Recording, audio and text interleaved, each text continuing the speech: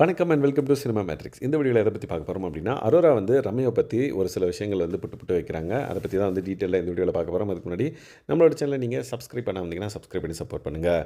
எனக்கு பயமாக இருக்குது அப்படின்ற ஒரு வார்த்தையை வந்து அவங்க சொல்கிறாங்க. அதுக்கு முன்னாடி வந்து பார்த்திங்கன்னா அவங்க அழுறாங்க எஃப்ஜே தோளில் சாஞ்சு.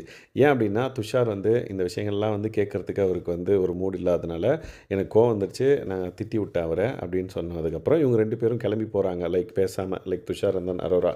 சரி, அதுக்கப்புறம் ஆதிரி பார்த்துட்டு என்ன ஆச்சுடி அப்படின்னு கேட்கவே எஃப்ஜே வந்து என்னவா என்ன பிரச்சனை அப்படின்னு சொல்லிட்டு இந்த விஷயத்தை கேட்க ஆரம்பிக்கிறாங்க. ரம்யாவை பற்றி தான் வந்து ஸ்டார்ட் பண்ணுறாங்க சொல்கிறதுக்கு. துஷாரும் வந்து கலந்துக்கிட்டாரு. துஷார், எஃப்ஜே, அதுக்கப்புறம் ஆதிரை எல்லாம் உட்காந்துட்டு கேட்குறாங்க. லைக் ரம்யாவோட இந்த பர்டிகுலர் கேம் பிளான் வந்து எனக்கு சுத்தமாக பிடிக்கல அப்படின்றத வந்து சொல்கிறாங்க. என்ன அப்படின்னா, ரம்யா வந்து ஒரு சில விஷயங்கள் வந்து பண்ணுறாங்க, அது வந்து எனக்கு சுத்தமாக பிடிக்கல, அது வந்து ஃபேக்காக இருக்கோ அப்படின்ற மாதிரி எனக்கு டவுட்டாக இருக்குதுன்னு சொன்னோடனே வராங்க. யார்? ரம்யாவே வந்து வெளியிருந்து உள்ளே போகும்போது திடீர்னு என்னடா பேசுகிறீங்க அப்படின்ற மாதிரி தலை விடுவாங்க. எல்லோரும் கம்முன்னு அமைதியாகிடுவாங்க. உடனே அரோரா வந்து மழுப்புவாங்க. நான் வந்து இந்த மாதிரி டீம் பிளான் பேசிகிட்டு இருக்கோம் எங்கள் டீமுக்குள்ளே அப்படின்னு சொல்லிவிடுவாங்க. ஏன்னா அவங்க வந்து பிக் பாஸ் டீமு, இவங்க ரம்யா வந்து சூப்பர் டீலக்ஸ் டீமில்.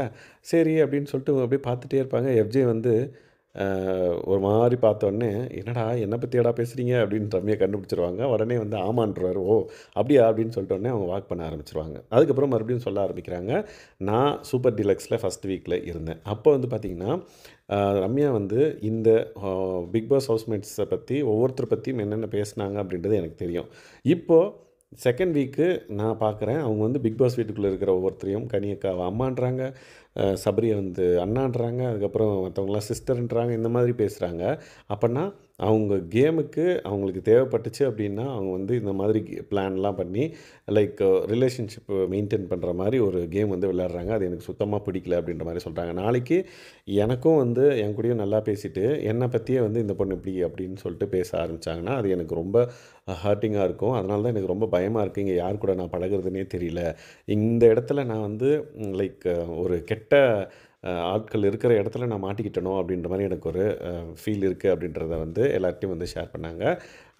இந்த பர்டிகுலர் விஷயத்தை தான் வந்து துஷார்கிட்ட ஷேர் பண்ணணுன்னு சொல்லிட்டு விருப்பப்பட்டாங்க. பட் அவர் வந்து கேட்க விருப்பம் இல்லாத மாதிரி நிறைய ஆக்ஷன்ஸ் பண்ணனால ரொம்ப கோவப்பட்டு கத்தி விட்டாங்க. அந்த வீடியோ வந்து இதுக்கு முன்னாடி போட்டிருக்கேன், பார்க்காதவங்கன்னா பார்த்து தெரிஞ்சுக்கோங்க. ஸோ இந்த மாதிரி பிக் பாஸ் வீட்டுக்குள்ளே நடக்கிற சுவாரஸ்யமான தகவல்களை நீங்கள் தெரிஞ்சுக்கணும் அப்படின்னா நம்மளோட சேனலை சப்ஸ்கிரைப் பண்ணாமல் இருந்தீங்கன்னா சப்ஸ்கிரைப் பண்ணி சப்போர்ட் பண்ணுங்கள். தேங்க்ஸ் கைஸ், பாய்.